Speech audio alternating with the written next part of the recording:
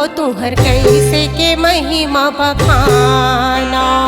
कैसे के महिमा बखाना गुरु हो तुहर कैसे के महिमा बखाना। कैसे के महिमा बखाना गुरु हो तुहर कैसे के महिमा बखाना। हाँ कैसे के महिमा बखाना गुरु हो तुहर कैसे के महिमा बखाना। तैहा धुनीला रमा के बाबा सत्य रूपी ज्ञान लपाए।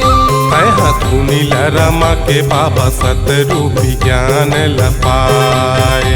तैहा धुनीला रमा के बाबा सत्य रूपी ज्ञान लपाए।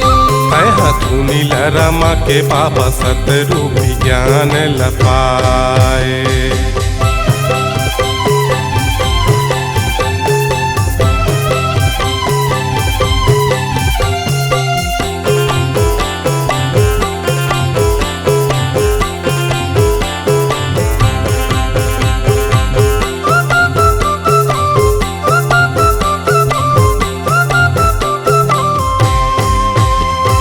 गाँव गिरौत में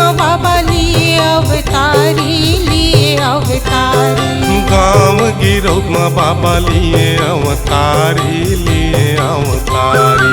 दाइया में रतिन बाबा महू के दुआरी महू के दुआरी। दाइया में रौतिन बाबा मंगू के दुआरी मंगू के दुआरी। लिए अवतारी लिए अवतारी।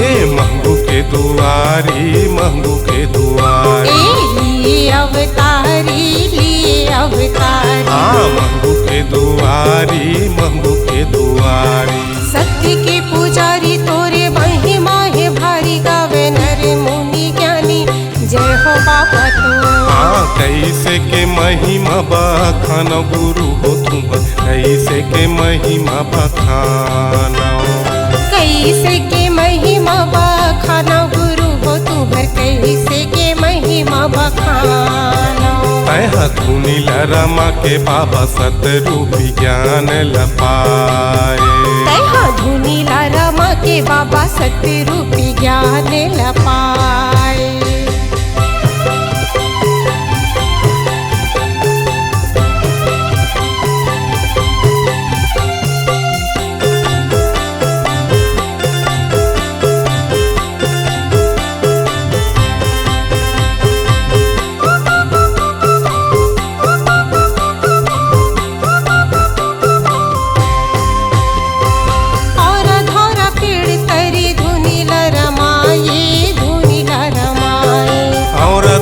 पेड़ तरी धुनीला रमाए धुनीला रमाए।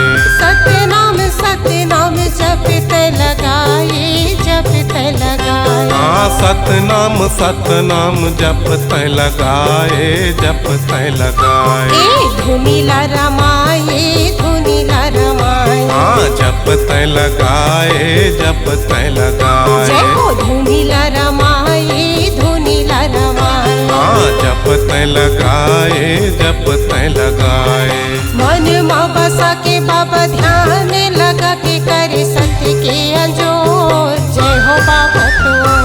कैसे के महिमा बखाना गुरु हो तुम कैसे के महिमा बखाना।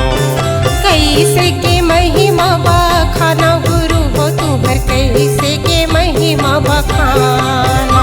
तैहा धुनीला रमा के बाबा सतरूपी ज्ञान लपाए। तैहा धुनीला रमा के बाबा सत्य रूपी ज्ञान लपाए।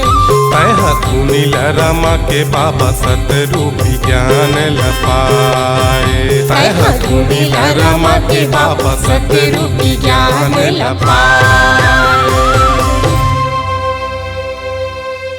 मल्टी ट्रैक डिजिटल रिकॉर्डिंग के लिए स्वर पाटन स्टूडियो कुर्मी भवन के पास खर्रा पाटन दुर्ग छत्तीसगढ़।